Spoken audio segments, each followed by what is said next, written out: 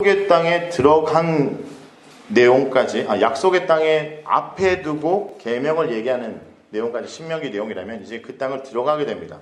근데 안타깝게도 그 땅에 들어가서 하나님을 온전히 살아가는 모습을 살아가는 것이 아니라 오히려 가난화되는 모습을 바라보죠. 자, 이번에는요, 먼저 이 내용들을 다루기 전에 이런 내용들을 먼저 언급하고 투 캐천의 부분이 있다면 또 하나 가지 묵상을 통해서 우리가 해야 되는 거 있다면 믿음의 공식을 만들기라는 겁니다. 자, 믿음의 공식이라는 건 뭐냐면 세상을 살아갈 때 우리에게 주입되는 세상의 공식들이 있습니다. 제가 어떤 교회를 갔더니 여기 자매들이 이렇게 많이 앉아 있었고 여기 청년부 형제들이 이렇게 따로 앉아 있더라고요. 자, 자매들과 형제들이 청년부에 따로 앉아 있다는 건 서로 사이가 어떻다는 뜻일까요? 별로 좋지 않다라는 뜻일 것 같아서 제가 이렇게 얘기했습니다. 자매들에게, 자매님들, 형제님들을 바라보면서 세상이 말하는 형제들의 공식을 적으라겠습니다. 근데 자매들이요, 형제들을 되게 하대하듯이 쳐다보더니 진짜 열심히 적는 거예요. 배우자를 위한 100가지 기도 적듯이 막 진짜 끝없이 적습니다. 여러 조건들을 적도. 형제는 키가 175 이상이어야 되고, 그리고 이 형제가 연봉이 얼마야 되고, 학업은 학력은 어느 정도 되고, 집안은 어떠야 되고, 이 형제에게 누나가 없어야 되고, 막 이렇게 적었습니다. 여기 있는 형제들은 적으라고 했더니 그냥 심플하게 몇 가지만 적고 말았습니다. 딱 3가지만 적었어요. 형제들 뭘 적었을까요? 형제들 뭘 적었을까요? 자매들은? 네, 모르시나요? 네. 여러분 믿음의 공식만 알고 있기 때문에 제가 알려드릴게요. 자매들은 얼굴이 이뻐야 되고, 마음이 이뻐야 되고, 몸매가 이뻐야 되고, 이렇게 존재하는 여인에 대해서, 존재하지 않는 남들 서로 막 부러워하고, 말한다고 기분 나빠하고, 근데 마음속으로는 사실 그러고 싶은 겁니다. 어쩌면 예수를 믿는 것도 그 조건에 뭔가 미치기 위해서 열심히 믿고 있는지도 모르죠. 그러면 우리가 그런 조건을 만족시켜서 예수를 믿는 게 아니라면 세상의 공식에 믿음의 공식으로 우리가 답해야 됩니다. 이렇게 정리해 보겠습니다. 말씀으로 믿음의 공식을 만들어 놓지 않으면 인생의 문제를 뭐라고요? 세상의 문제로 푼다고. 세상의 공식을 푼다고요. 우리는 외우고 있습니다. 세상 공식을. 알죠? 돈이 최고인지 너무나 잘 알지 않습니까? 성경을 펼치지 않았기 때문에 이미 세상 속에 듣고 있는 돈이 최고고 외모가 최고고 권력이 최고라는 걸 듣고 있기 때문에 우리 앞에 어떤 문제가 있으면 어떻게 푼다고요?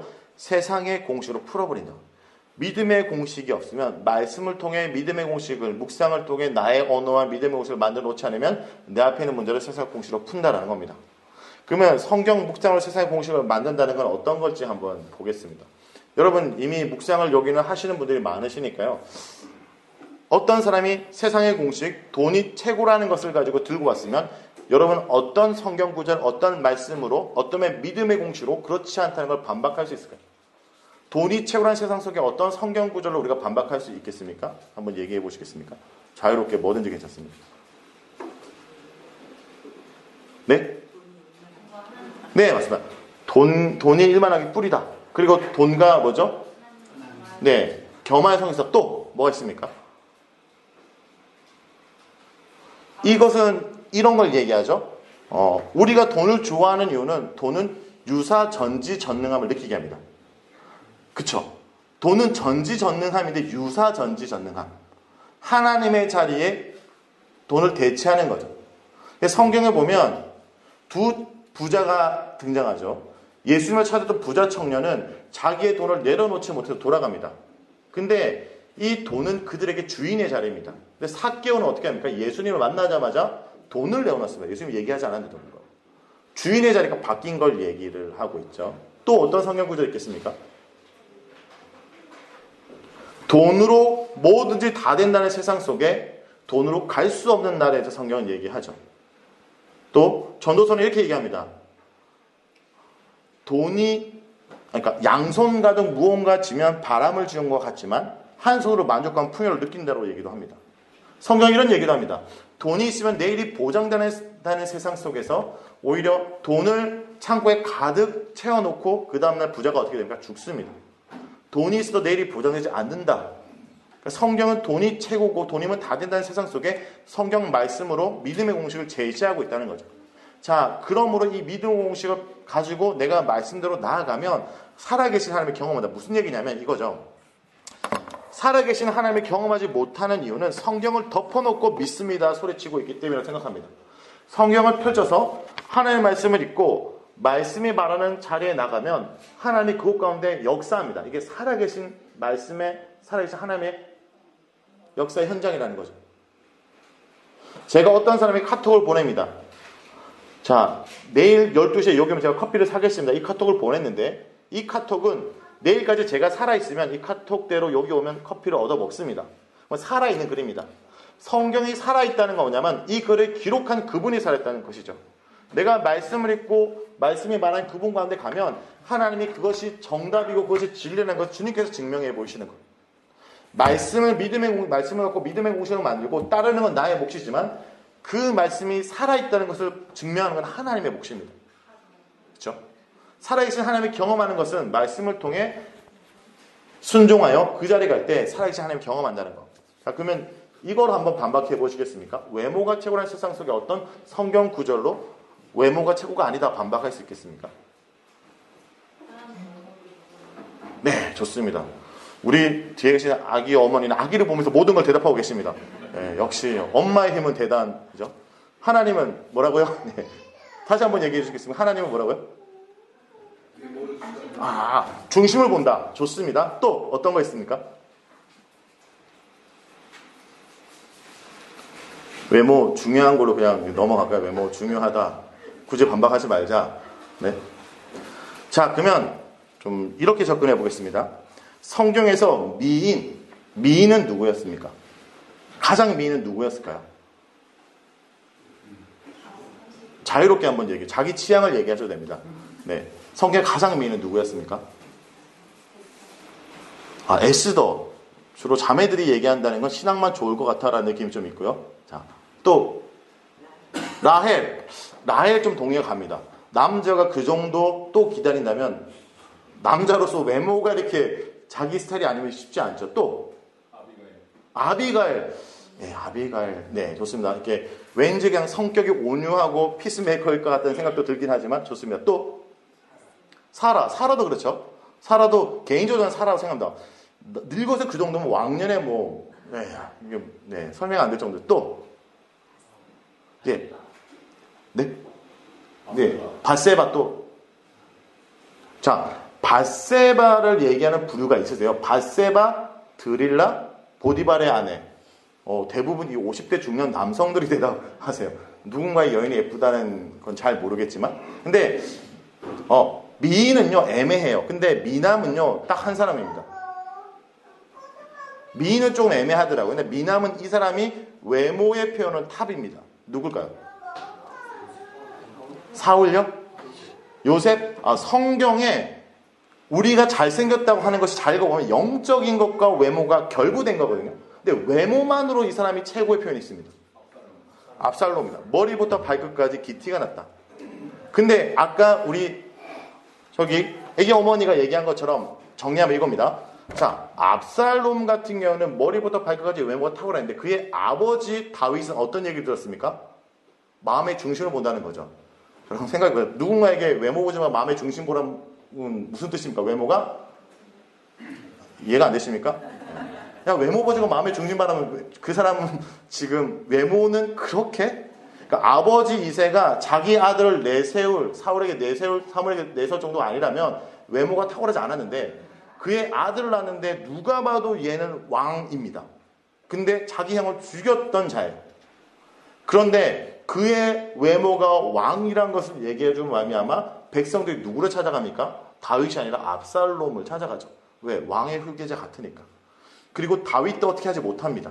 그러면 압살롬의 가장 탁월한 부위가 어디였을까요? 외모 중에.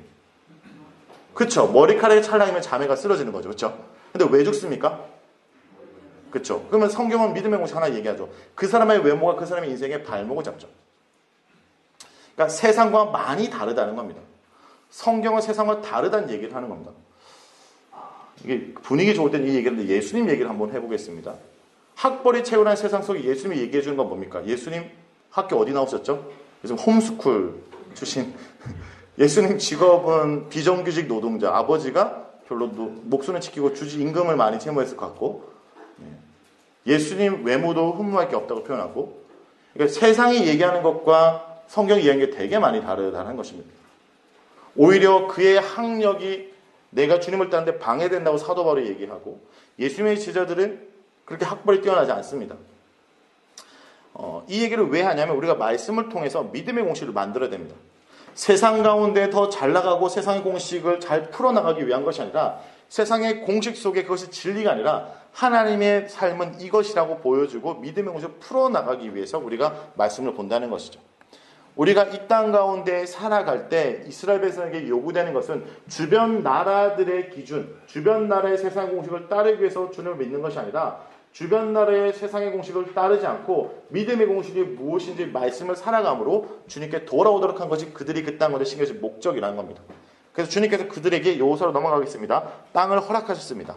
땅을 정복하고 땅을 이제 분배하도록 했습니다. 13장부터 22장은 땅은 분배, 1장부터 12장은 땅의 정복, 그리고 23장부터 24장은 고별 설교로 끝나죠.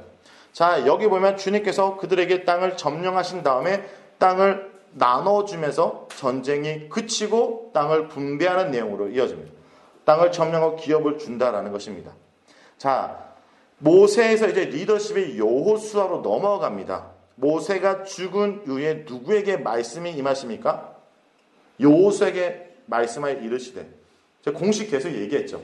믿음의 사람들 앞에 한 가지 붙는다면 이르시되, 주님의 말씀이 임한 사람들이 믿음의 사람들.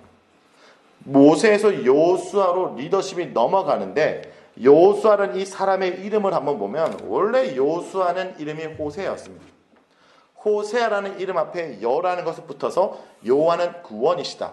그러면 그의 이름으로만 그의 삶을 유추해 보면 그는 여호와가 구원이라는 걸 보여줘야 되는 사명이 있는 것입니다. 여호와를 통해서 이스라엘 백성들이 땅을 정복하고 땅을 분배할 때 하나님이 그 땅을 가라, 차지하라.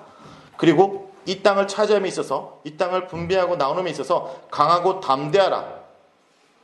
강하고 담대하라라는 걸 여러 번 반복하고 있죠. 이렇게. 그런데 중요한 것은 이 강하고 담대하는 것에 대한 기본적인 근거가 바로 말씀을 지켜 행하다라고 얘기합니다.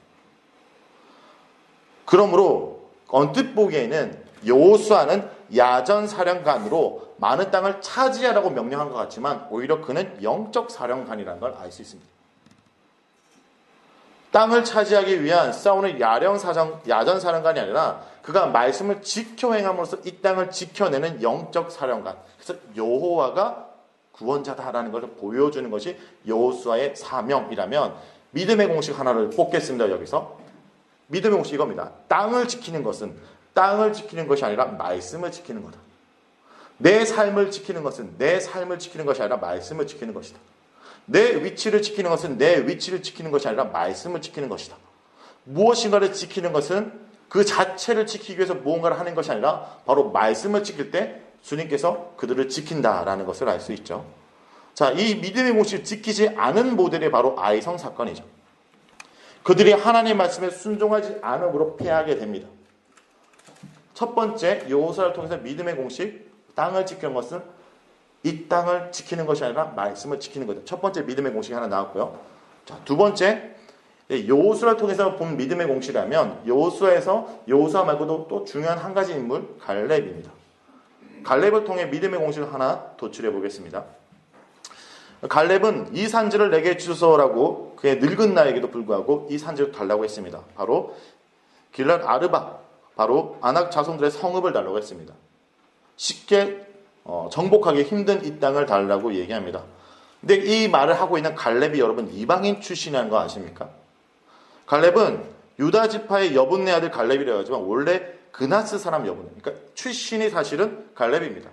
여러분 이스라엘 백성이 출애굽할 때 거기에 있던 히브리 민족 말고 그들의 노예로 있던 민족들이 같이 나와서 같이 이스라엘 민족 가운데 섞이게 됩니다. 자, 그나스라는 이 사람들은 가나안 원주민이고 창세기에서 그리고 에서의 후손인 에돔과도 관련이 있는 걸 알 수 있습니다. 자, 그러면 갈렙은 이방인 출신이죠. 그런데 성경은 믿음의 사람으로 얘기하기 때문에 혹시 제가 오늘 이 자리에서 갈렙이 이방인 출신이라고 얘기하는 순간 그래? 라고 얘기했다면 여러분 제대로 느끼신 거라고 생각합니다. 믿음의 공식이 이게 있습니다. 우리의 미래는 과거의 태생적 한계가 아니라 현재의 믿음에 대한 태도가 우리의 미래를 결정한다는 것이죠. 갈렙이 이방인 출신인 거 중요하지 않습니다. 현재 갈렙은 말씀을 붙들고 나아가고 있었다. 현재 믿음에 대한 태도가 미래를 결정한다. 과거에 내가 어떻고 과거에 어떤 줄 중요하지 않습니다. 지금 현재 주에 대한 태도, 어떤 태도요? 땅을 지키는 것은 말씀을 지키는 거다 라는 것을 가지고 나아가는 것이 우리의 미래를 결정한다는 겁니다. 그럼 여호수아서를 정리해 보겠습니다. 여호수아서는 이스라엘 백성이 약속의 땅을 차지하는 이야기입니다. 1장부터 12장은 그 땅을 정복하고 13장부터 22장은 그 땅을 분배하고 23장부터 24장은 그 땅에서 어떻게 살지를 말합니다. 그러나 여호수아서는 이스라엘 백성이 그 땅을 얼마나 잘 차지하는가에 관심이 없습니다. 하나님이 다스린 땅에서 어떤 자들이 살아야 할지를 말하고 있는 것입니다. 그래서 여호수아서는 나의 종 모세가 내게 명령한 그 성을 다 지켜 행하고로 시작하고 하나님 여호와를 우리가 섬기고 그의 몫을 우리가 천종하리라로 마무리합니다. 오늘 하루도 허락하신 이 땅에서 얼마나 많이 내 것을 차지하는가에 관심을 두지 말고 어떻게 말씀으로 바로 설 건가에 집중하세요. 우리가 해야 하는 것은 많은 땅을 차지하는 것이 아니라 이 땅이 하나님 나라 되게 하는 것입니다. 땅을 지키는 것은 말씀을 지키는 것이다. 하나님 나라를 지키는 것은 말씀을 지키는 것이다 라고 얘기하고 있습니다. 자, 이것이 그들이 정복함에 있어서 주어진 말씀인데 문제는 조금 있다가 그들이 가난화됩니다. 바로 사사기죠. 여호와를 알지 못하는 다른 세대가 나왔다는 겁니다. 사사기 2장 10절에 보면 다른 세대는 여호와를 알지 못하고 여호와께서 이스라엘을 위해서 행하신 일도 알지 못하였더라. 바로 이것이 가난합니다. 여러분, 저는 이렇게 다음 세대 섬기는 사역자로서 이렇게 생각합니다. 세속화된다는 것은 우리의 다음 세대를 다른 세대로 만들고 있음으로 세속화된다고 생각합니다. 왜냐하면 내 가치가 다음 세대 그대로 투영됩니다. 어른들의 문제가 청소년 문제로 터져 나오는 겁니다. 내가 온전히 믿고 있냐가 사실은 어떻게 알 수 있냐? 그 내가 온전히 믿고 있냐의 리트머스 시험지가 바로 다음 세대입니다. 근데 그들은 바로 다른 세대를 만들어냈습니다. 자, 다른 세대가 만들어졌던 이들의 가난화된 모습을 사사기는 두 가지 렌즈로 얘기합니다. 보면 첫 번째 렌즈는 이겁니다. 오늘날 대한민국 여러분 뉴스를 볼 때 두 가지 방식으로 설명할 수 있다고 생각합니다. 지금 문재인 대통령과 그리고 여러 고위 공직자들이 어떤 일을 하는가에 통해서 이 시대가 이렇다라고 설명하는 방법이 있을 것이고, 이러한 시대에 한 가정에 한 개인의 삶을 비춰주면서 당시가 이렇다라고 하는 방법이 있을 것인데, 두 가지 렌즈죠. 1장부터 16장은 그 당시에 다스렸던 사사들과 이스라엘 모습을 통해 당시에 이렇다라고 설명하고, 17장부터 21장은 미가라는 한 사람의 가정과 레이의 첩 사건을 통해서 당시 사람들이 이렇게 살았다는 것을 두 가지 렌즈, 큰 렌즈와 작은, 마치 메가와 미니 렌즈처럼 이렇게 설명을 하고 그때 이 모습이 이랬다라고 설명을 합니다. 먼저 사사기에 보면요, 이 사사시대의 특징을 1장부터 3장까지 보여주죠. 이것은 여러분 아시죠? 그들이 죄를 짓습니다. 우상을 섬깁니다. 주님께서 이방인을 통해서 치십니다. 그들이 울부짖습니다. 주님께서 그들의 울부짖고 사사를 보내줍니다. 그들이 구원을 받습니다. 그런데 어떻게 합니까? 다시 우상을 섬깁니다. 끊임없이 이 나서는 타락 구조가 계속 반복이 되고, 그리고 추락을 하고 있는 것이 사사기의 특징입니다. 그리고 그때 사사들의 한략상을 보여주는 것이 3장부터 16장까지의 말씀이고, 17장부터 21장 아까 얘기한 것처럼 미가 그리고 레이의 첩 사건을 통해서 그 당시 사람들이 어떻게 살았는지를 얘기해 주는데, 사사기 1장을 한번 보겠습니다. 사사기 1장은요, 잘한 모델과 못한 모델 두 개가 공존합니다. 첫 번째 잘한 모델은 사사기 1장 보면 유다 지파는요, 앞장섰다라는 것을 알 수 있어요. 유다 지파가 아도니 백색을 물리치고 이 일에 앞장섰던 바로 갈렙의 사위 있고, 그리고 갈렙의 딸인 아사를 통해서 하나님의 말씀을 순종하고 그 땅에 가나안 거민을 몰아내는 모습을 얘기하고 있습니다. 이거 great, 요즘 얘기하죠? great. 근데 stupid 모습이 하나 있습니다. 그 본문 속에 가나안 거민을 쫓아내지 못한 모습도 존재합니다. 가나안 거민을 노역으로 삼고, 심지어 단 지파는 어떻게 합니까? 가나안 지파에게 몰려서 골짜기의 내륙을 용납하지 않고 몰려있는 모습, 고립된 모습까지 언급하고 있죠. 자, 근데 1장에서는 그나마 잘한 모습도 있지만 사사기 15장에 가면 이게 뒤바뀝니다. 사사기 15장에 가면 이 앞에서 가나안 거민을 몰아내지 못한 단지파에서 사사가 한 명 나옵니다. 누굽니까? 삼손입니다. 사사기에서 12사사가 나오는데 단지파에서 사사가 나왔다? 이게 뭐냐면 얼마나 인물이 없으면 이 단지파에서 사람이 나오냐는 거예요. 그런데 단지파에 나왔던 삼손은 하나님의 말씀을 순종해서 뭔가 이방민족 블레셋을 물리친 것이 아니라 지멋대로 행동하는데 이게 트러블 메이커처럼 일이 일어나가지고 블레셋 민족을 죽이게 됩니다. 그가 자꾸 문제를 일으키니까 어떤 일이 일어나냐? 블레셋이 쳐들어옵니다. 그때 유다 지파가 삼손에게 하는 얘기를 한번 보겠습니다. 15장 11절 말씀입니다. 같이 한번 읽겠습니다. 시작.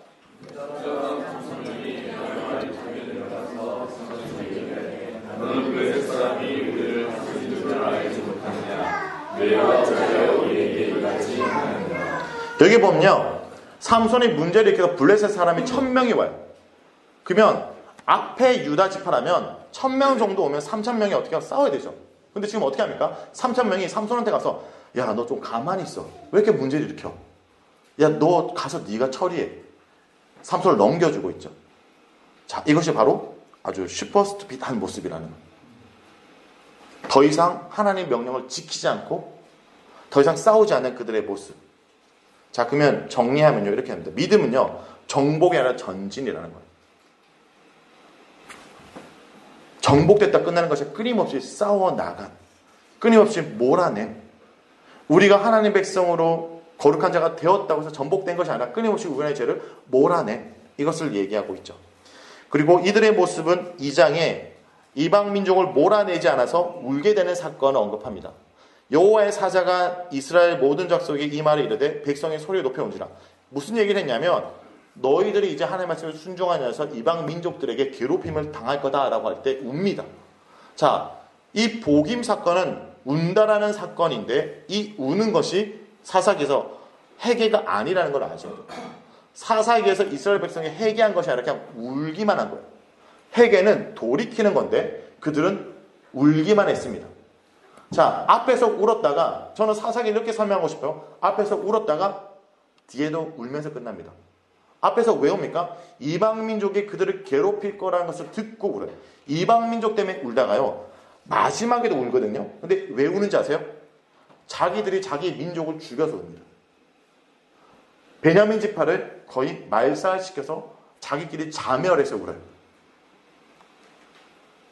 그러므로 여기서 믿음의 공식을 하나 뽑겠습니다.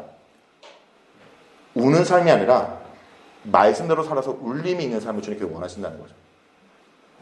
그 땅 가운데서 죄를 지어서 고난당하는 맨날 질질 짜는 그런 우는 삶이 아니라 하나님의 말씀대로 살아서 원래 그 땅에 심겨진 목적대로 울림이 있는 삶을 주님께서 원하신다는 겁니다. 보면 이제 다른 세대가 나왔다고 얘기합니다. 그리고 다른 세대를 통해서 어떻게 합니까? 끊임없이 이 구조가 반복되죠.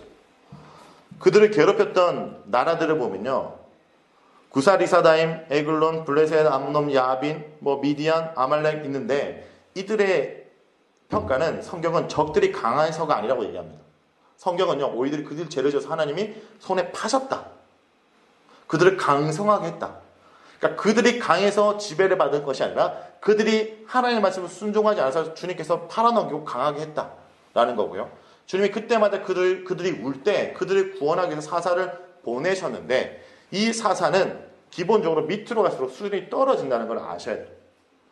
사사기에서 그래도 모델이 되고 온전했던 사사는 제일 앞에 갈렙의 사위인 유다지파 운니엘 말고는 전부 다 수준이 떨어지고, 여러분 기드온도요, 성공 모델로 얘기하지만 기드온은 오히려 300용사 사건 이후에 정말 이스라엘 타락하게 하는 행동을 하게 합니다. 꺾이는 것을 아셔야 돼요. 전체적으로 구조를 보면 사사는 수준이 떨어져서 누가 존재합니까? 여기 삼손이 있습니다. 정말 지멋대로 하는 친구입니다. 삼손은 나시린이고 그 다음에 사사임에도 불구하고 나시린의 규정을 하나도 지키지 않습니다. 삼손의 지켜야 될 규정이 뭡니까? 머리에 사투를 대면 안 되고 포도주를 입에 대면 안 되고 시체를 손대면 안 되지만 그의 삶 가운데 철저히 어깁니다. 원래는 라실이 규정을 어기게 되면 눈썹을 밀고 머리를 깎고 굴에 들어갔다가 이게 다시 기르면 정결제를 통해서 다시 라실로 살아가는데 삼손은 이것이 아니고 철저히 어기로 말하면 강제적으로 깎입니다. 그쵸? 강제적으로 깎이고 눈이 뽑히고 다시 자랄 때 하나님의 그가 기도할 하나님의 영이 임해서 마지막 사명을 다하고 죽는 것이죠. 근데 삼손을 통해서 보일 수 있는 건 뭐냐면 보는 거에 대한 지적입니다. 하나님 백성이 무엇을 보냐가 중요한 것. 무엇을 보냐가 그 사람의 정체성이라고 얘기할 수 있는데 삼손은 어떻습니까? 한 여자를 보고 한 기생을 보고 여인을 사랑했다. 이방 여인을 보고 기생을 보았고 들여다를 사랑했다. 보고 본 것이 그를 사랑하게 돼서 작은 태양, 빛의 존재라는 의미가 가진 그가 눈이 뽑혔다라는 하나님의 백성이 이 땅 가운데 빛을 발해야 되는 존재인데 어떻게 해요? 세상을 보고 봐서 사랑으로 말미암아 눈이 뽑혔다라는 모습을 볼 수 있는 겁니다. 그래서 여기서 또 믿음의 공식 하나 만들겠습니다. 보는 것이 되는 것을 결정한다. 제가 왜 믿음의 공식을 이제 계속 만드냐면 여러분이 묵상할 때 나름대로 믿음의 공식을 쌓아야 된다고 생각해요. 날마다 오늘의 말씀을 묵상을 통해 한 권을 읽을 때마다 한 장을 정리할 때마다 이게 쌓여서 내 앞에 어떤 문제가 있을 때 이건 사사기 2장에서 얘기했지 라고 믿음의 공식으로 그 문제를 풀어나갈 때 세상은 이렇게 행동할 때 믿음의 공식을 풀 때 누가 역사요? 하나님의 역사하시고 그 말씀에 살아있음을 경험한다는 겁니다.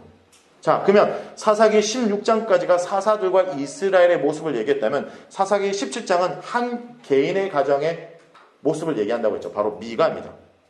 미가를 정리해 보겠습니다. 미가는요, 어머니의 은 100개를 훔칩니다. 자, 근데 엄마가 자기 은 1100개가 없으니까 어떻게 합니까? 아들이 훔친지도 모르고 저주를 하는 거예요. 저주를 퍼붓습니다. 깜짝 놀랍니다. 이 저주를 팍 퍼부었는데 자기 아들인 거예요. 이 저주를 돌이키기 위해서 어떻게 합니까? 아들이 훔쳤던 금액 중에 은 200을 가지고 신상을 만들어서 우리 아들을 축복하고 우리 가정을 축복할 신상을 만들고 한 청년 레이를 가정의 제사장으로 삼아서 레이를 세움으로 말미암아 한 미가의 새로운 신흥 종교를 만들죠. 자기 가정에 특별한 축복하는 가정 수호신을 만드는 겁니다. 그런데 이 모습을 또 단지파가 지나가다가 봅니다. 미가라는 한 사람의 에브라임 산지에 있는 미가의 집에 갔더니 가정에 수호신이 있고 신흥 종교가 있는 겁니다. 그리고 여기에 있는 한 레이 청년에게 물어봅니다. 우리가 지금 싸우러 가는데 이길 것인가? 근데 용합니다. 이겼습니다. 돌아오는 길에 서로 얘기를 합니다. 우리가 얘를 스카우트하자. 그래서 우리 지파를 축복할 종교를 만들자라는 겁니다. 그래서 그곳에 가서 단지파가 다시 찾아가서 미가의 신상과 예복과 드라미가 제사장을 차지하죠. 자, 이런 모습을 17장에서는 뭐라고 합니까? 그때 이스라엘 왕이 없으므로 사람마다 자기 소견에 옳은 대로 행하였다. 자, 근데 이 모습은 뭐냐면 앞에서 언급했던 다른 세대와 연결짓겠습니다. 이건 신앙 전수가 되지 않아서 일어난 일입니다. 다음 세대에게 신앙 전수를 실패했다는 것을 한번 지적해 보겠습니다. 이 관점에서 한번 보겠습니다. 돈을 훔치는 아들을 혼내지 않고 복받을 종교를 만든 어머니가 등장하죠. 아들이 자기 돈을 훔쳤다면 훈계되는데 훈계하지 않고 어떻게 합니까? 내가 했던 저주 때문에 우리 집안이 잘못되지 않고 우리 아들이 잘못되지 않게 새로운 종교를 만드는 모습. 그런데 이 아들의 모습은 어떻습니까? 엄마 돈을 은 1100개를 훔쳤다는 것이 앞에 16장과 어떤 연결이 있냐? 이런 연결이 있습니다. 엄마 돈을 훔치는 이스라엘 한 남자아이와 남편을 은 1100개로 파는 드릴라와 같다라는 겁니다. 그렇죠? 남편을 은 1100개에 배신한 이방 여인과 엄마를 은 1100개에 배신한 이스라엘 아들과 뭐라고요? 도찐 개찐이다 이런 겁니다. 이스라엘이나 이런 도찐 개찐 같다. 가난하되었다. 그렇죠? 자, 또 한 가지 있습니다. 미가라는 인물, 그 인물에 대해서 어떤 태도를 취하는 엄마의 모습 잘못됐지만 또 한 가지 신앙 교육이 잘못된 전수된 모델이 이 본문 속에 있습니다. 바로 출애굽을 시킨 할아버지의 손자가 새로운 종교를 만들었습니다. 왜냐? 이 레이 청년이 요나단, 할아버지가 모세입니다. 할아버지는 이스라엘 백성을 구원한 사람입니다. 근데 자기 손자는 뭐합니까? 요나단은 이스라엘의 새로운 종교를 만들어서 이스라엘을 타락하게 만드는 인물. 다른 세대. 신앙이 전수되지 않는 모델이 등장하고 있죠. 그리고 이어서 레이 첫 사건입니다. 이건 그 당시에 종교와 사회가 얼마나 타락했는지, 레이가 첩이 있다는 것도 말이 안 되는데 한 여인의 삶이 보장되지 않는 정말 악한 세상의 모습을 보여주고 있습니다. 이것이 가난화됐다는 겁니다. 사사기를 믿음의 공식을 정리하고 있습니다. 믿음의 공식은 이겁니다.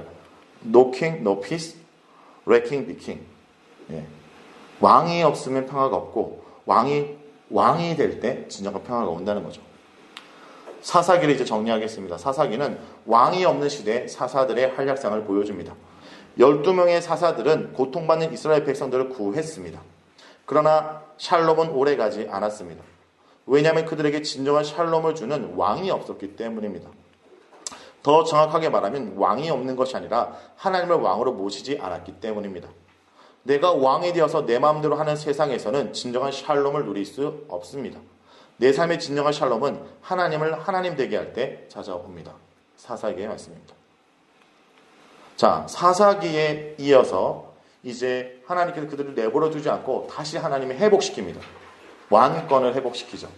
자, 주제가 지금 백성이 준비되었고 땅으로 들어갔지만 왕이 없어서 혼돈한 시절을 사사기를 언급했다면, 왕이 준비되는데 바로 시골 베들레헴에 준비된 얘기가 룻기입니다.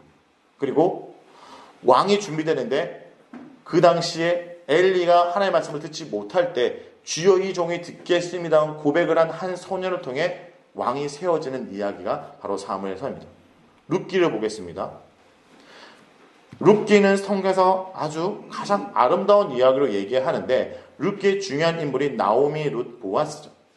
이들에 대한 평가를 이렇게 얘기합니다. 나오미와 룻을 라헬과 레아 두 사람과 같다라고 얘기하고, 룻과 보아스는 다말과 유다로 표현합니다. 그리고 이 베레스의 계보에 그들이 있음을 얘기합니다.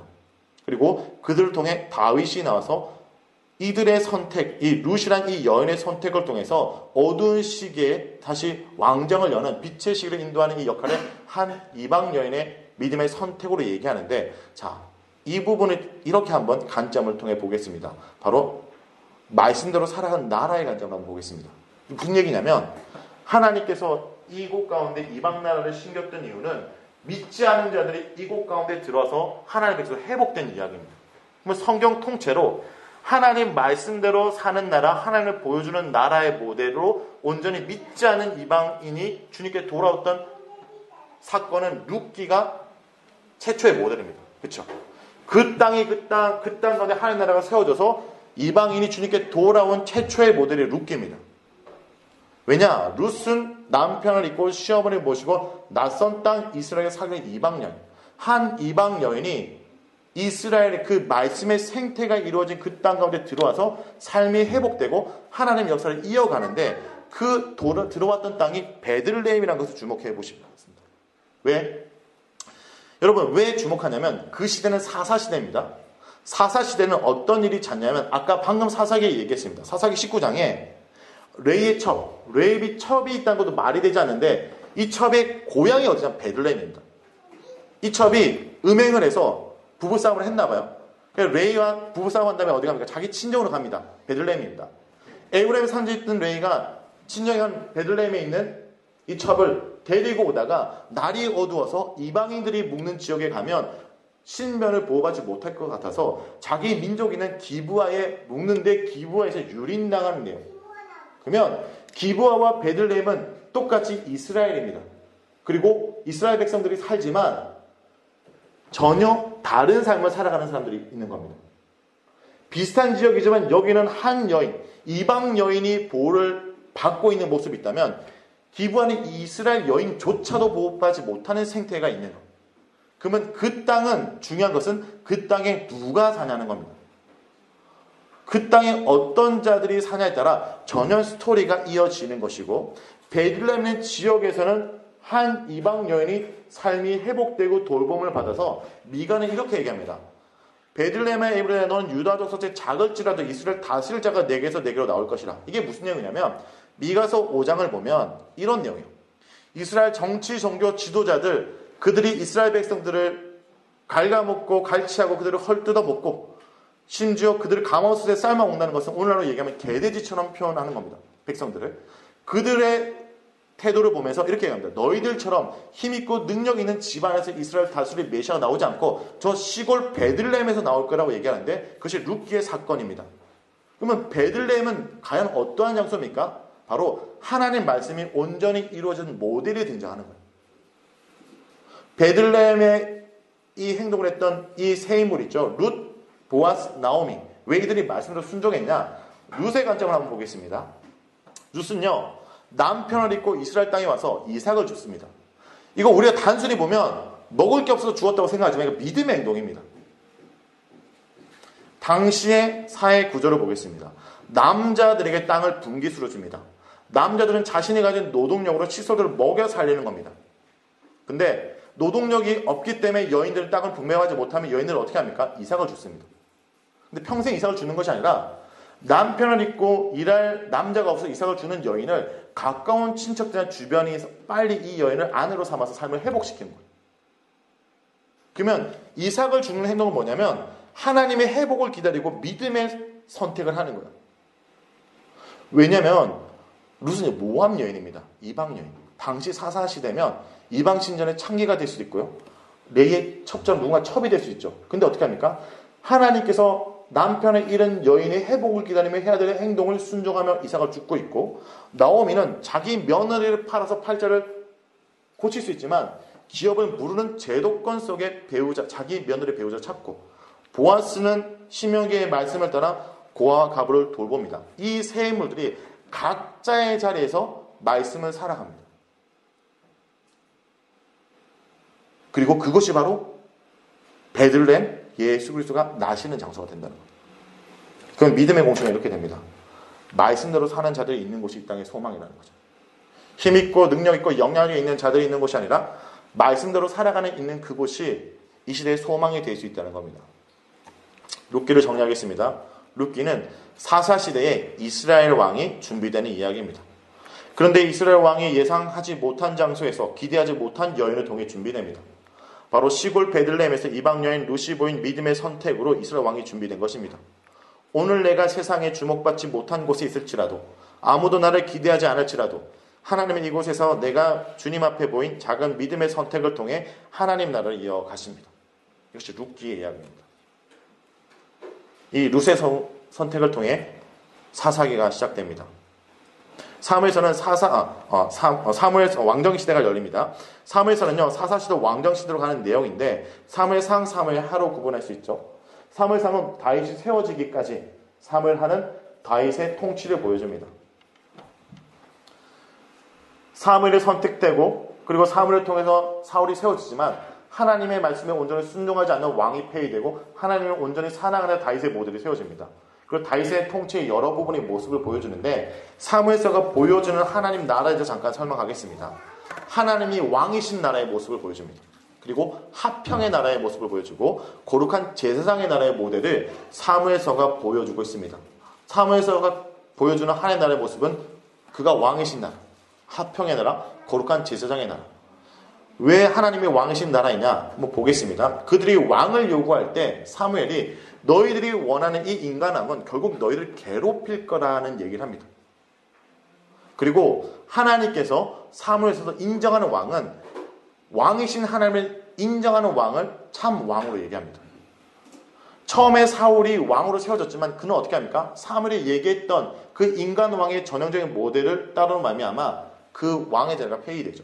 그래서 다윗은 어떻게 됩니까? 이 이스라엘 왕의 특징은 뭐냐면 자기가 어떤 능력으로 왕의 자리를 차지하는 게 아닙니다. 선택된다는 건 뭐냐? 자기가 한 게 없는 겁니다. 그러면 이 자는 어떻게 해야 되냐? 하나님을 왕으로 계속 보여주는 역할. 이스라엘 왕에게 요구되는 건 뭐냐? 하나님을 왕으로 모시는 로드십과 하나님 말씀을 계속 듣는 리더십. 그의 마음을 읽는 리더십이 필요합니다.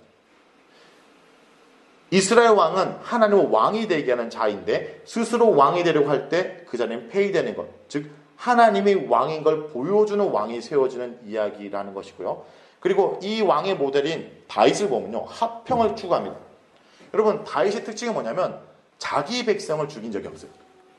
적들과 싸워서 전쟁에 죽였지만 자기 백성을 죽이지 않고 다윗 밑에 있는 요압이나 다른 사람들은 막 다윗과 어떻게 비교되냐면 성경은요, 사무엘서는 다윗과 여러 사람의 모습을 계속 비교함에 있어서 다윗의 밑에 있는 장군들 서로 치고받는데 다윗은 끊임없이 합평을 계속 추구해요. 다윗이 이렇게 합평을 추구하는 모습에 위기가 있었습니다. 바로 다윗이 처음으로 자기 백성을 죽이려고 했던 나발이죠. 근데 이 나발에 살려줬던 모습이 사울을 살렸던 이 중앙 사이에 있습니다. 처음에 사울을 살려줍니다. 그리고 도망가다 나발에게 조롱을 받아서 죽이려고 할 때 아비가일의 얘기를 듣고, 아까 아비가일이 가장 이쁘다고 했는데 아비가일의 얘기를 듣고 살려줍니다. 그리고 이제 다시 사울을 살려주죠.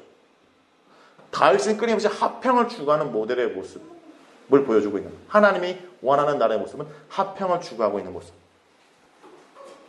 이 모습이 왜 중요하냐면 이 예수님의 모습이 이어집니다. 예수님은 자신이 왕이 될 때 세상 나라 왕처럼 누군가 죽여서 왕이 되지 않고 자기가 스스로 죽어서 왕이 되는 모습, 마태복음에 보여주는 왕의 모습과 일치합니다.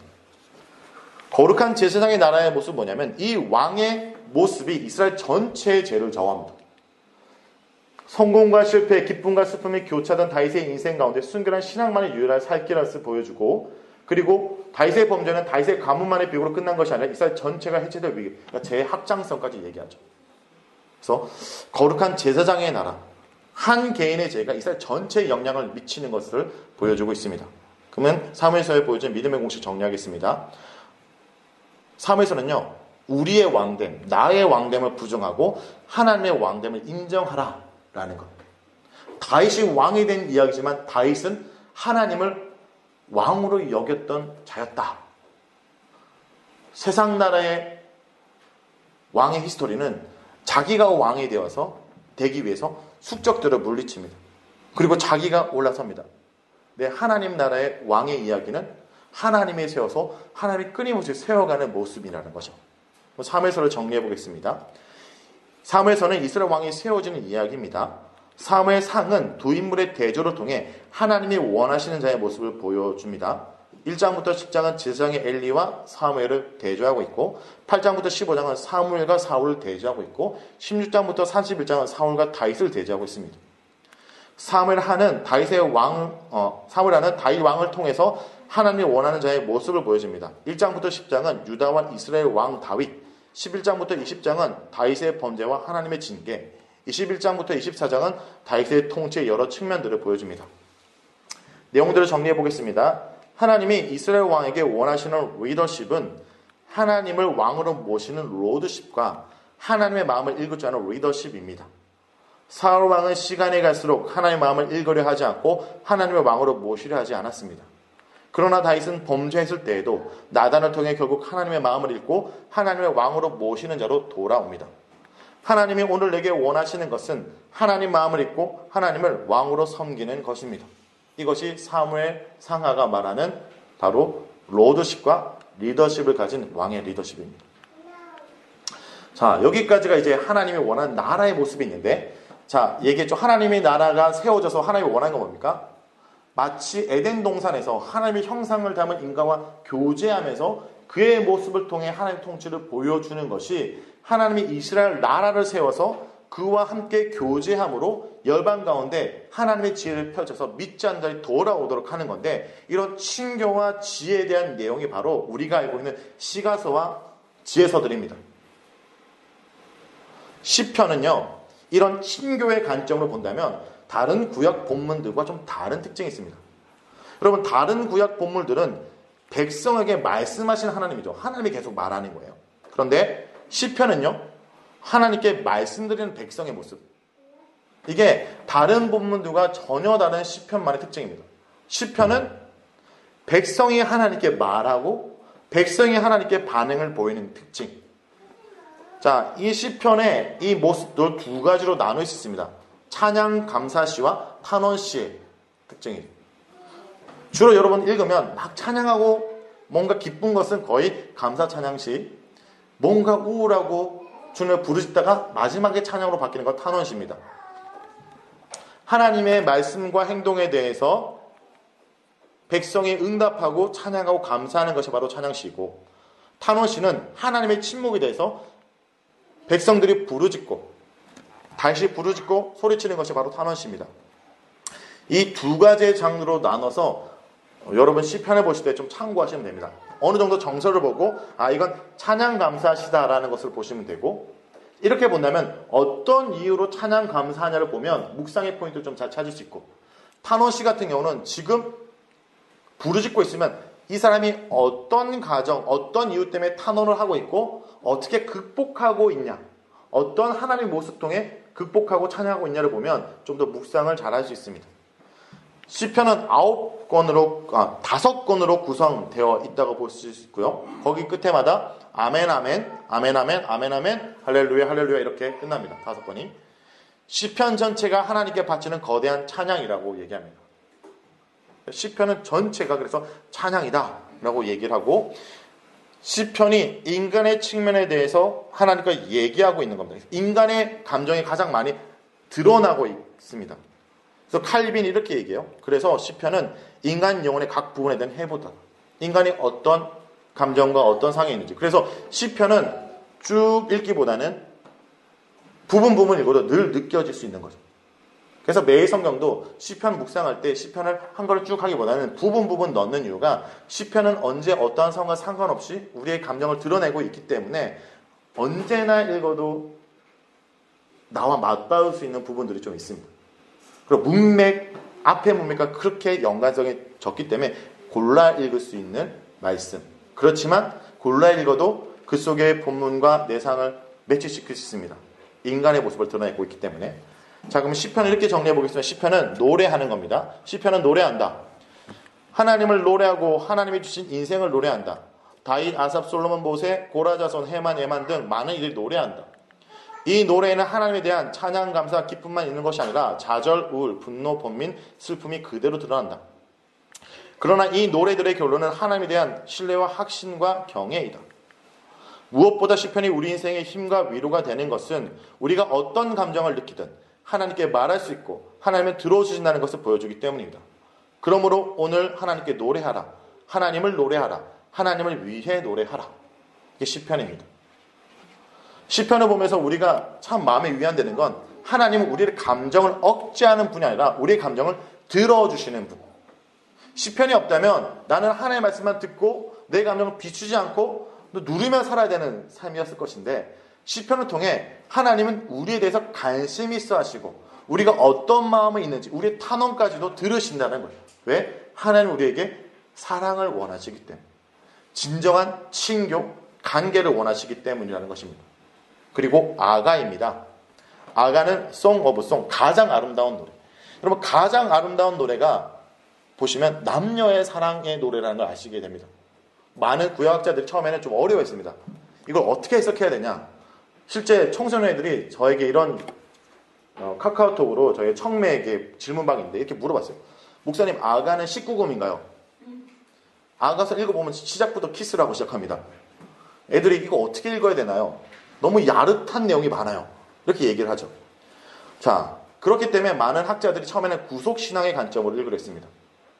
남녀와의 관계를 예수 그리스도와 교회의 관계로 읽으려는데 이것도 맞는 건데, 기본적으로 중요한 관점은 뭐냐면 창조신앙의 관점을 읽는 것이 가장 좋습니다.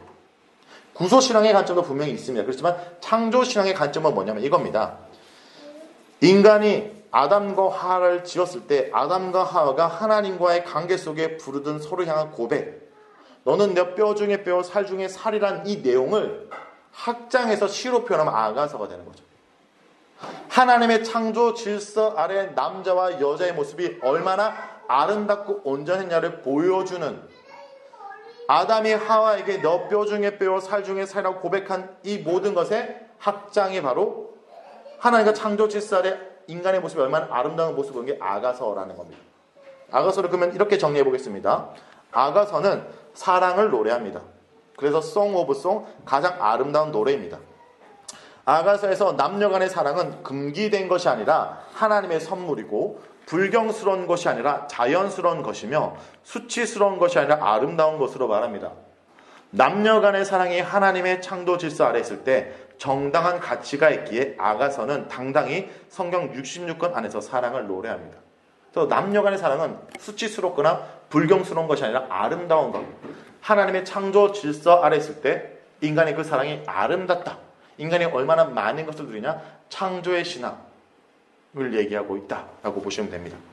자, 그 다음은 잠언인데요.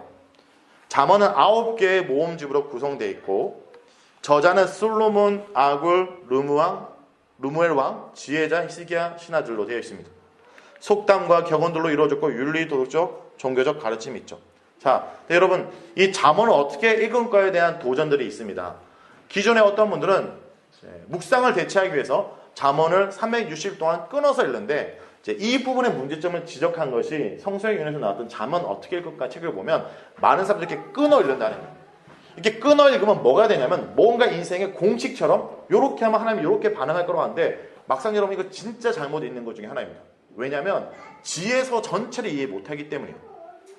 여러분 잠언은 지혜서 중에 레벨 1이에요. 레벨 1. 레벨 3까지 가야 됩니다. 자, 레벨 1 레벨 1인 잠언을 읽어보면 주로 어떤 내용입니까? 힘내라, 힘 이런 거죠. 힘 주고 열심히 해라. 근데 레벨 2 전도서 가보세요. 어떤 내용입니까? 힘 빼라, 힘이에요. 힘 빼라, 힘.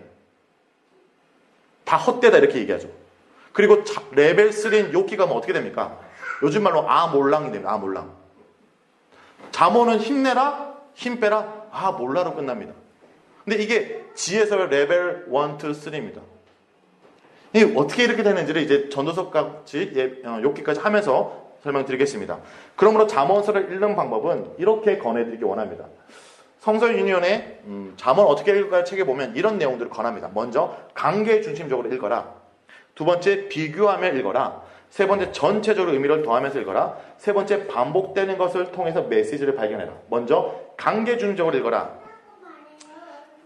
잠언에서 끊임없이 어떤 교훈을 하기 전에 내 아들아 들어라, 내 아들아. 이거 뭐냐면 아버지와 아들의 관계, 스승과 제자의 관계라는 겁니다. 이 경언 자체가 어떤 공식으로 이해한다는 건 좀 무리가 있다고 생각합니다. 그런데 저는 이것이 무슨 느낌인지 아는 게 저희 아버지를 좀 떠올려봤습니다. 저희 아버지가 어릴 때 이렇게 얘기했어요. 저한테 동진아, 먹을 수 있을 때 최대한 먹어. 제가 이렇게 건강하게 된 것 같아요. 그리고 저희 아버지가 좀 잘하니까 이렇게 얘기합니다. 동진아, TV 볼 때는 절대 누워서 보지 마. 제가 이날까지 안경을 안 끼게 됐습니다. 근데 저희 아버지가 이제 좀 이해가 되지 않는 얘기를 했어요.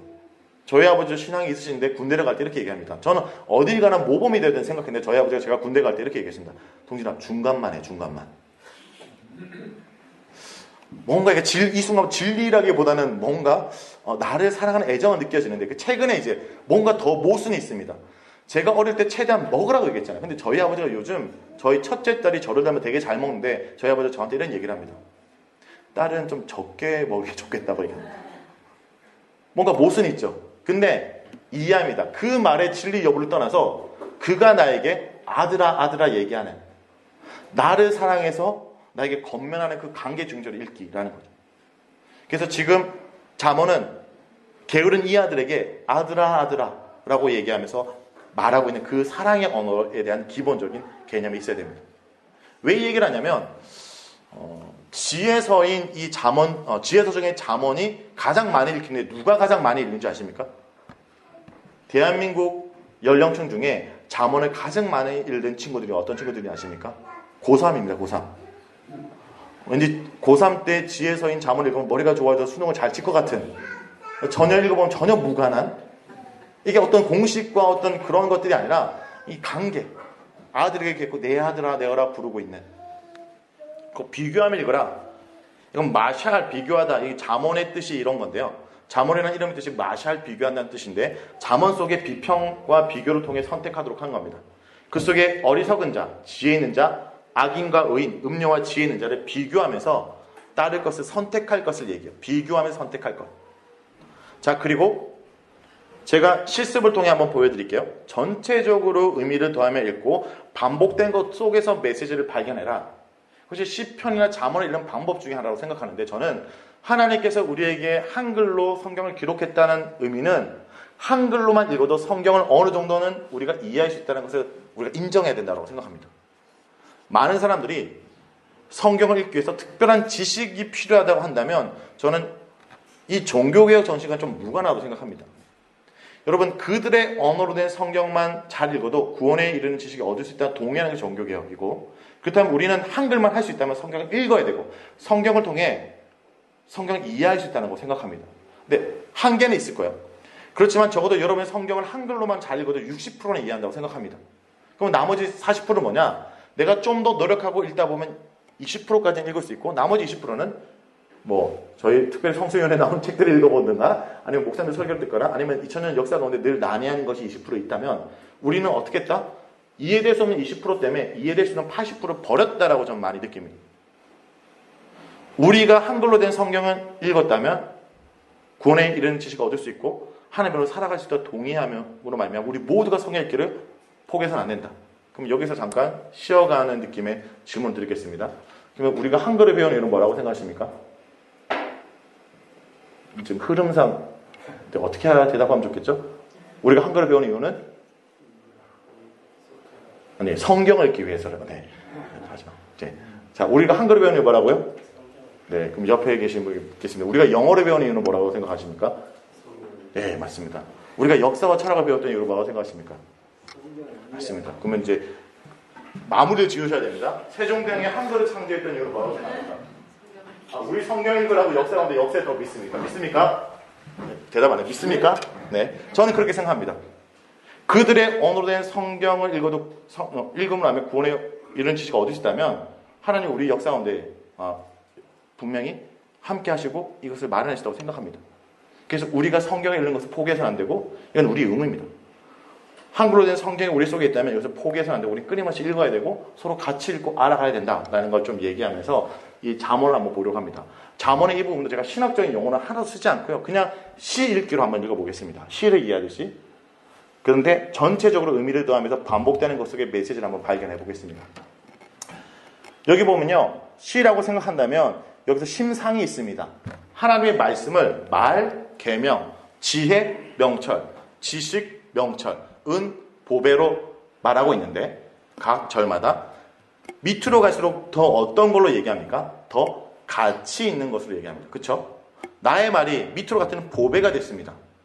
밑으로 갈수록 이렇게 강조하는 것을 시로 얘기하면 정칭법을 사용합니다. 그리고 이 말씀에 대한 태도를 한번 보겠습니다. 받다, 간직하다, 귀 기울이다, 두다, 불로 구하다, 얻으러 소리치다, 은을 구하는 것 같이 구하다, 보배를 찾는다. 갈수록 더 적극적인 행동을 얘기하죠. 갈수록 의미가 강조되고 행동이 더 능동적으로 됩니다.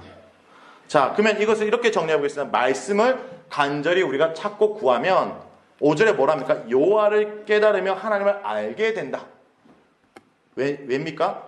주님은 주시는 분이고 그 입에 직접 내어주시고 주려고 예비했다라고 이해가 될 수 있겠죠? 그리고 그 말씀이 우리 속에 들어와서 어떻게 합니까? 방패가 되고 정의의 길을 보호하고 성도의 길을 보존하고 선한 길을 깨닫게 되고 너를 지킨다. 그러면 정리해 보겠습니다. 이걸 가지고 제가 지금까지 원어 쓰지 않았습니다. 제가 왜 이걸 얘기하냐면 제가 잠언 수업을 신학교에 들었는데 히브리 평행법으로 시를 이해하는 방법을 했는데 이게 좀 잠언은 너무 힘들어요. 우리가 히브리 평행법을 하기에는 우리가 모르잖아요. 그러면. 근데 기본적으로 시라는 장르의 특성상 이 부분이 드러나게 되어 있습니다. 자, 그래서 제가 정리해 보겠습니다. 이것을 받으며 간직하며 귀 기울이며 두며 불로 가며 소리를 높이며 은을 구하는 것 같이 감추한 보배를 찾는 것 같이라는 것은 말씀을 간절히 찾고 구한다라는 거죠. 말씀을 찾고 간절히 구하는 자에게 주시며 그 입에 내시며 예배하시며 내 마음에 들어가며 영혼을 즐겁게 한다는 건 뭡니까? 하나님께서 말씀하여 주시고 그 말씀이 어떻게 됩니까? 방패가 되고 보호하시고 보존하시고 선한 길을 깨닫게 하고 너를 보호하고 건져낸다는 것은 그를 온전케 한다. 그러면 제가 아까 얘기했던 투 퀘스천 중에 하나님이 어떤 분인지를 이 본문 속에 전체적인 의미를 더해서 한 것을 정리해서 문장을 말하면 하나님께서는 말씀을 찾고 간절히 구하는 자에게 말씀해 주시고 그 말씀이 그리 온전케 한다라고 정리됩니다. 그러면 나에게 끌어당겨서 내가 이렇게 고백해 보겠습니다. 말씀하시는 하나님 말씀은 내가 그동안 찾고 구하지 못해서 늘 세상 속에 넘어질 수밖에 없었습니다. 하나님의 말씀을 이제 늘 읽고 묵상하고 순종하여 하나님께 붙들릴 사람, 말씀을 온전케 되는 사람이 되겠습니다라면 나름대로 이 본문의 내용을 정리해서 내 메시지로 믿음의 공식으로 쌓은 거죠. 종합적으로 한번 적용한 겁니다. 투 퀘스천, 믿음의 공식, 그리고 시를 읽는 방식으로 제가 읽는 거죠. 어렵다고 생각하지 않습니다. 저는 성경을 이해하는 것이. 그리고 또 저는 이래요. 목회자로서 좋은 설교는 저 사람만 아는 지식을 얘기해서 사람들이 와, 저 사람 탁월하다라고 깨닫는 설교는 전 좋은 설교가 아니라고 생각합니다. 저의 설교 관점은. 제가 했던 설교를 듣고 이렇게 읽어도 충분히 성경이 읽히네라고 설교했다면 전 그것이 저에게 좋은 설교라고 생각합니다. 저가 청소년 생활을 하면서 관점이 바뀐 게 이겁니다. 제가 신학교에서 나름대로 성경 해석학 강의를 듣고 마태복음 열처녀의 비유를 애들에게 물어봤습니다. 아이들이 막 설명했어요. 근데 제가 그때 정말 아이들 어떻게 가르칠지 모르고 태도를 취할지 몰라서 이렇게 얘기했습니다. 다 틀렸어. 이건 말이야 고대 근동의 교론에 이렇게 막 설명했어. 애들이 듣더니 어떤 애들 우아했지만 어떤 애가 그 중에 정말 문제를 정확하게 짚는 애가 있었습니다. 이렇게 얘기했습니다. 전사님, 그럴 거면 저한테 성경 읽으라고 얘기하지 마세요. 그 애의 말이 맞죠. 제가 말씀을 전했지만 어떻게 전했습니까? 너희들은 모를 거야 라고 얘기하고 전하고 있다는 거예요. 그때부터 좀 바뀌었어요. 그때부터 기록된 그 목적이 그들의 언어로 된 성경으로 구원에 이르는 지식을 얻을 수 있다면 성경 읽히게끔 도와야 된다. 그리고 제가 하는 작업도 사실은 특별한 것이 아니라 여러분의 성경을 투캐션을 통해서 요약하고 믿음의 곳에 삼고 그리고 날마다 말씀으로 살아서 삶으로 하나님의 살아계심을 증명해 보이는 방식. 말씀을 어떻게 살지에 대한 사실 나눔이라고 보시면 됩니다. 잠언을 한번 정리해 보겠습니다. 다시 돌아가서 잠언은 지혜로운 삶에 대해서 말합니다. 솔로몬, 아굴, 루무엘의 어머니, 인명의 지혜자 히스기야의 신하들, 우리가 지혜자로서 어떻게 살지를 말합니다. 지혜를 얻고자 한다면 잠언을 펼치십시오. 그러나 이 지혜는 인생이 잘 풀리기 위한 것이 아니라 주님을 잘 따르기 위한 것. 머리가 똑똑해지기 위한 것이 아니라 주님을 똑바로 섬기기 위한 것입니다. 그러므로 이 잠언은 내가 잘 되기 위해 외우는 나의 주문 있죠. 주문을 외워봐. 주문서가 아니라 나를 지혜로운 자로 세우기 위해서 하나님께서 나에게 하시는 주문서라는 거죠. 반대라는 거예요. 잠언을 사람들이 자꾸 주문서처럼 외웁니다. 내가 이렇게 외우고 이렇게 하면 하나님이 나를 풀어줄 거야? 정반대로. 하나님이 나를 온전한 자로 세우기 위해서 나에게 주문하시는 책이 잠언이라고 보시면 됩니다. 이 전도서 이제 지혜서 2단계 힘을 빼라로 들어갑니다. 이걸 이해하려면 중세교부가 했던 말을 좀 참고해야 된다고 생각합니다. 솔로몬이 젊은 날에 남녀 간의 사랑을 논하며 악을 썼고 중년에 접어들면서 인생을 어떻게 살 것인가에 고민하며 쓴 것이 잠언이라면 나이가 들어서 인생을 돌아보며 얻은 통찰, 이 전도서라고 생각합니다. 그래서 제가 앞에서 좀 이런 얘기를 했거든요. 제가 아무리 말씀을 지금 열심히 연구해도 여기 계신 여러분, 우리 선배님들, 우리 저보다 나이가 많으신 우리 어르신들보다 성경에 대한 이해가 부족하다고 저는 생각합니다. 인생에 대한 통찰이 필요하다고 생각해요. 전도서는 거기서 나오는 힘입니다. 인생을 살았고 인생을 경험했던 자들이 말할 수 있는 것. 아무리 잠언에서 열심히 하고 해도 알 수 없는 그 한 번의 말, 헛되던 이 말 속에 담긴 그 많은 의미. 저는 이런 말을 하면 좀 빨리 늙어갔으면 좋겠습니다. 죄송합니다. 근데 전 좀 그런 마음이 있어요. 아무리 노력해도 제 한계가 분명히 있다는 거예요. 오히려 막 노력할수록 제 관점이 통찰하는 관점보다 누군 날카롭게 치는 관점으로 많이 가는데 좀 시간이 흐를수록 좀 포용력이 넓어지는 것 같아요. 그러니까 하나님과 함께하는 시간이 좀 더 다가가기를, 그래서 내일이 더 기대됩니다. 내일의 말씀이 더 기대되고요. 전도서를 한번 요약해 보겠습니다. 전도서 1장부터 2장은 문제 제기입니다. 해 아래 새 것은 없다. 모든 것은 헛되다. 전도서 3장부터 11장은 인생에 대한 명언. 구체적인 사례로 모든 것이 동일한 운명이 있다. 모든 것이 헛되기 때문에 기쁘게 사는 것이 최고의 삶이다라고 얘기하고 마지막 충고로 끝납니다. 이 전도서는 헛되다는 얘기를 하지만 이 헛되는 미래에 대해서 부정하거나 암울한 현실을 얘기하는 것이 아니라 또 다른 소망의 형태, 소망을 품는 형태를 얘기하는데 이렇게 정리해 보겠습니다. 전도서는 헛되다고 말합니다. 헛되고 헛되며 헛되고 헛되니 모든 것이 헛되도다. 우리가 했던 경험, 우리가 내린 결론 모두 다 헛되다고 말합니다. 얼핏 보기에는 부정적이고 절망적인 것 같습니다. 그러나 하나님을 부정하라는 것이 아니라 나를 부인하라는 것입니다. 내가 다 알 수 있다는 걸 부정하라는 거죠. 내 삶을 절망하라는 것이 아니라 주님 안에서 희망하라는 것입니다. 그러므로 전도서에서 강조하는 이 세 가지 단어 우리가 기억해야 됩니다. 창조, 죽음, 기쁨. 창조주를 기억하고 죽음을 생각하며 오늘을 기쁨으로 살라. 이것이 전도서의 말씀입니다. 욥기입니다. 지혜서의 세 번째 단계로 볼 수 있는 욥기는 몰랑이라고 했겠죠. 그러니까 다 알 수 없다라는 것에 갑니다. 바로 고난의 주제를 가지고 이렇게 얘기합니다. 욥기를 보면요, 기본적으로 이런 고난들이 있습니다. 첫 번째, 환경적 고난이 있습니다. 욥이 당하는 환경적 고난. 그런데 그것이 해석되지 않아서, 자기가 당하는 고난이 해석되지 않아서 아파하는 고난. 그리고 이 와중에 하나님이 말하지 않고 침묵하셔서 당하는 고난. 그리고 또 한 가지, 이걸 읽으면 당하는 고난이 있습니다. 뭡니까? 이 욥기가 어려워서 우리가 힘들어하는 고난. 이렇게 해서 네 가지 고난. 자, 그런데 이 욥기에서 보면요, 구약에 나타나는 고난의 부분들을 정리하면요, 구약에서 고난은 첫 번째 인과응보의 고난이 있습니다. 그리고 욥이 당하는 고난은 그런 고난의 신비의 고난이고요. 그리고 엘리후가 강조했던 고난은 교육적 고난. 그리고 예레미야에서 나온 공동체 고난. 에레미야 애가가 그들이 하나님의 말씀을 순종하지 않을 때 이 나라가 망하는 공동체의 고난을 얘기하고 있죠. 그리고 예수 그리스도가 당했던 이사야에서 말하는, 구약에서는 이사야를 통해서 대속적 고난을 얘기합니다. 인과응보의 고난은 기본적으로 찾아왔던 욥의 친구들이 네가 뭔가 잘못했기 때문에 고난을 당한 거라는 얘기고, 욥은 그렇지 않다, 우리가 알 수 없는 그 무언가가 있다, 이게 욥의 주장입니다. 교육적 고난은 엘리후는 지금 고난을 당하는 것이 나중에 알게 된 하나님의 뭔가 뜻이 있다라고 하는 것, 잘못한 건 아니지만 뭔가 뜻이 있어 그렇다, 이게 엘리후가 말하는 고난. 공동체 고난은 예레미야를 얘기했고 이사야는 대속적 고난을 얘기하죠. 그런데 욥이 당하는 고난은 뭐냐? 신비의 고난. 그러니까 고난 자체를 해석을 우리가 하지 않는 겁니다. 하나님의 절대 주권에 맡겨두는 것이고, 이 고난을 당했던 이유를 보면요, 1장부터 2장은 욥의 고난, 3장부터 30장은 욥의 친구들과 논쟁, 38장부터 42장은 욥의 구원인데, 이걸 마인드맵으로 한번 보겠습니다. 마인드맵 처음 보여드리는데 여러분 제가 신청하면 그게 마인드맵 들어있습니다. 마인드맵으로 한번 정리해 볼게요. 욥은 우스 출신이고 경건한 사람. 자, 욥을 찾아왔던 엘리바스, 빌닷, 소밧, 엘리후 당대 신학자들입니다. 욥이 당하는 이 고난의 문제를 이 친구들이 와서 해석을 하려고 하면서 이야기가 전개되기 시작하는 겁니다. 근데 그 시작점에서는 욥이 무언가를 잘못한 것이 아니라 오히려 하나님이 사탄에게 자랑을 했을 때 사탄이 하나님, 욥이 까닭없이 그랬겠습니까? 라고 하는 것. 그래서 욥께서 중요한 주제 중에 하나, 까닭없는 믿음입니다. 하나님을 이해해서가 아니라 하나님을 인정하는 내용으로 가는 것이 욥기의 중요한 하나님이라는 관점입니다.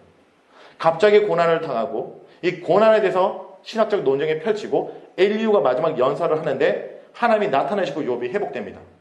그런데 이 친구들의 모든 것들이 하나님을 보시기에 죄를 지었다라고 하는 게 하나님에 대한 잘못된 이해고, 욥이 이 친구들의 죄까지 제사를 지낼 때 주님께서 욥에게 축복을 더 해주십니다. 그러면 기본적으로 욥의 친구들의 고난에 대한 이해는 틀렸다는 거예요.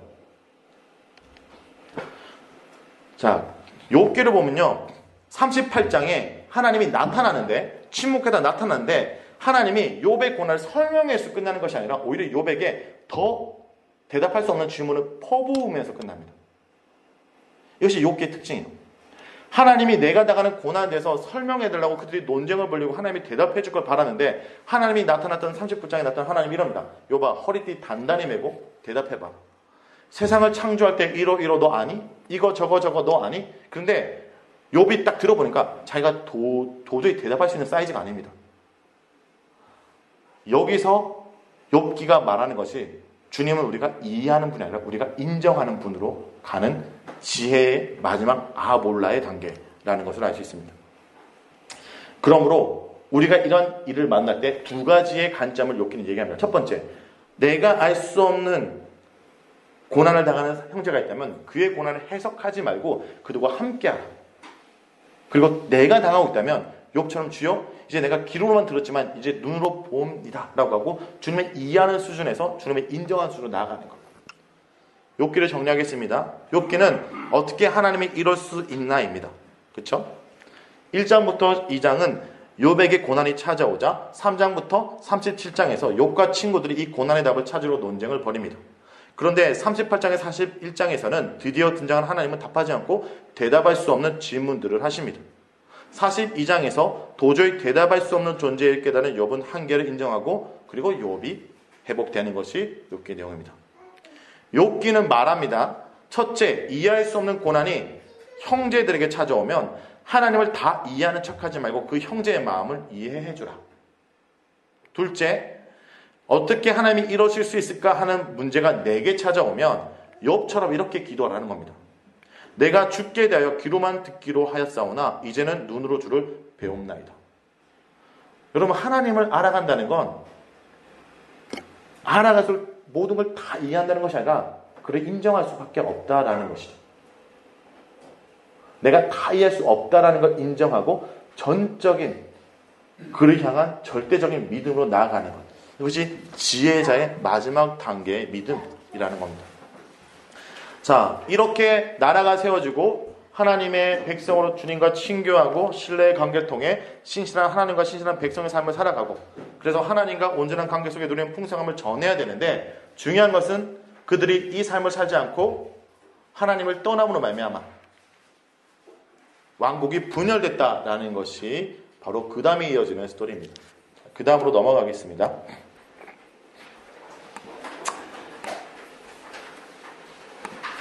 이제는 열왕기 상하를 다루겠습니다. 제가 다루는 순서는 앞에 처음에 나눠줬던 순서대로입니다. 제가 혹시 저희가 쉬어야 될까요? 네, 잠깐 쉴까요? 네, 잠깐 5분 쉬고 5시부터 6시까지 마지막 구약을 한 번에 쑥 다루겠습니다.